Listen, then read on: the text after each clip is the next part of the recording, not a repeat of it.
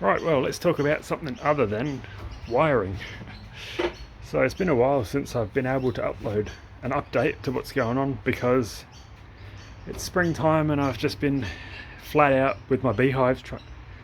Spring season is busy season for bees. Anyway, I have been coming out here every chance I get, just doing little bits of wiring here and there. I didn't think it was worth making another video on wiring because I've just all been on electrical stuff so far. So at the moment the ECU is, and all the other stuff for the new ECU is pretty much there, all wired up. This is a temporary fuse holder, just because it's all I had. This is the main fuse for the ECU, and yeah, so I've done fuel pump wiring up in that corner, just boring wiring stuff, so I didn't make another video. Today we're doing radiator and exhaust finally. So I dropped my old radiator off to get the outlets changed, and took a while to get back to me, but I finally got it back today. So increased the outlet to 40mm and made that one come out, and then angled down to like 45 degrees to the opposite corner, and got a bit of hose that I had to cut. I think that's the top hose, or it's the bottom hose off an EJ engine, I can't remember. And then the other outlet down the bottom, it's pointing straight down. And yes, my exhaust manifold turned up this week, Empire Performance for an Impreza EJ20, and to my surprise it fits perfectly.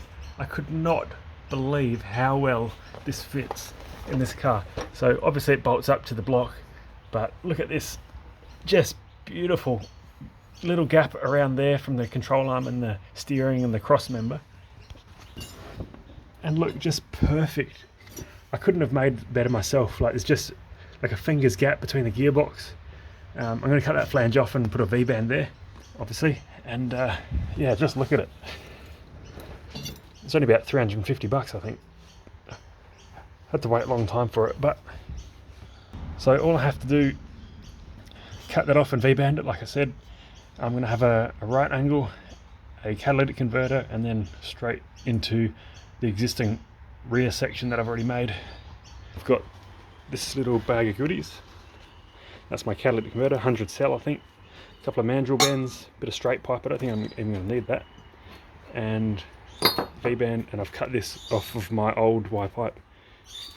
I need that to go onto the rear half of the existing new V-band. It's going to be good.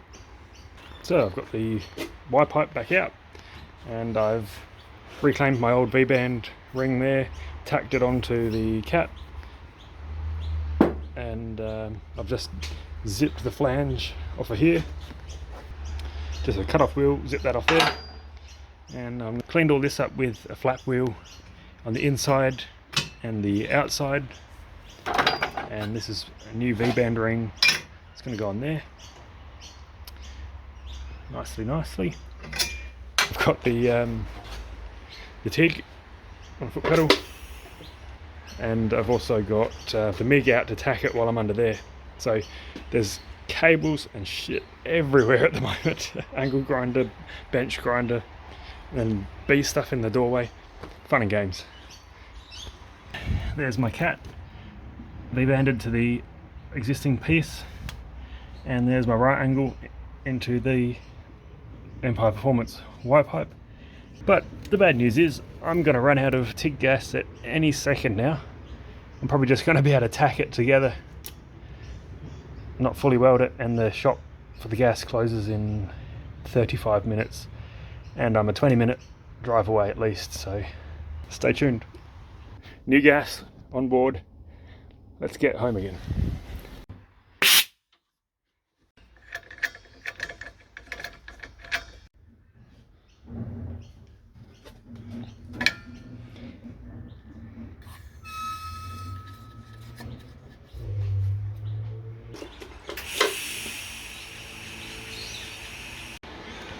Well, I think it's safe to say I completely butchered that one.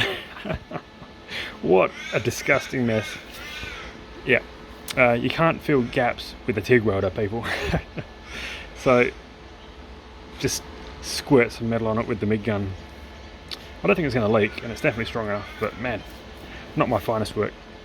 Oh, there it is. And ugh, look at that disgusting mess.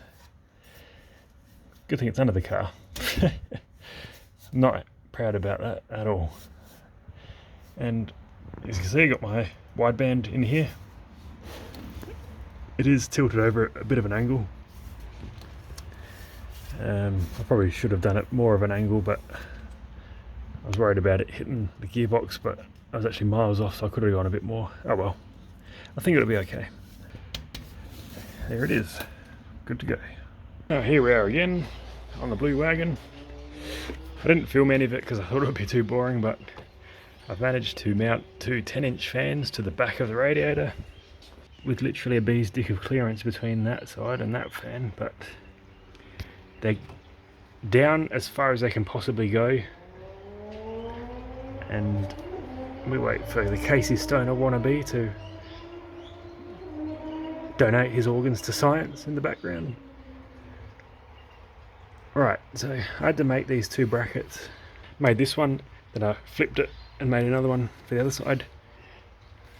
Those fans are nice and rigid, but there is a gap between the fan and the actual core of the radiator. I'm going to have to fill that up with some foam packing.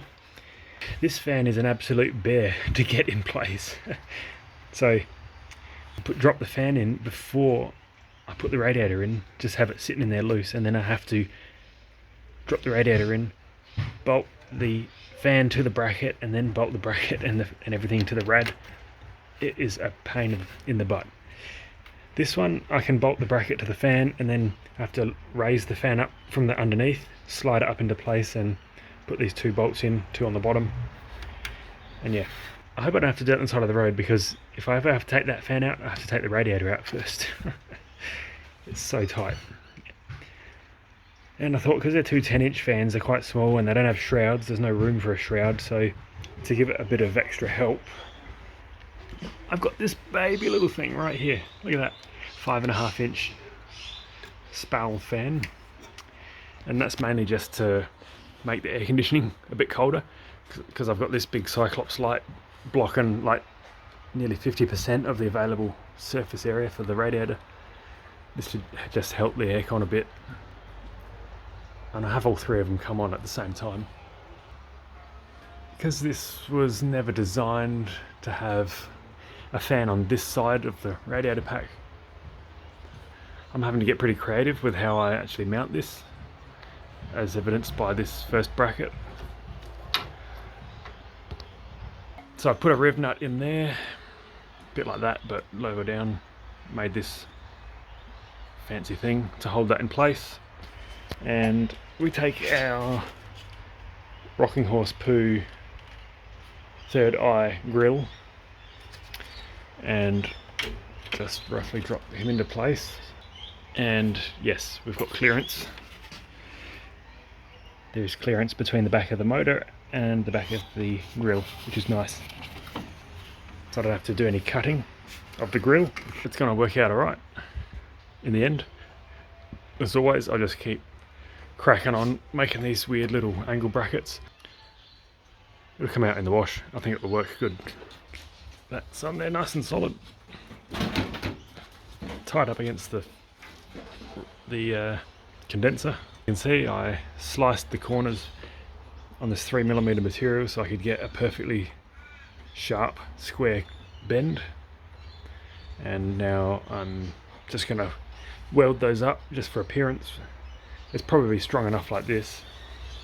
I mean, that's really strong for a fan, but just because it looks a bit daggy, that saw cut, I'm just going to fill that in with some weld on all the corners, bolt it back up and stick the grill on, and she'll be mint, just like that.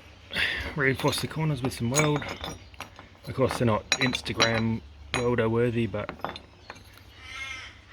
definitely add a bit of strength and tidy up the appearance a bit. So get that thing back on there and get the grill back on, and we're done.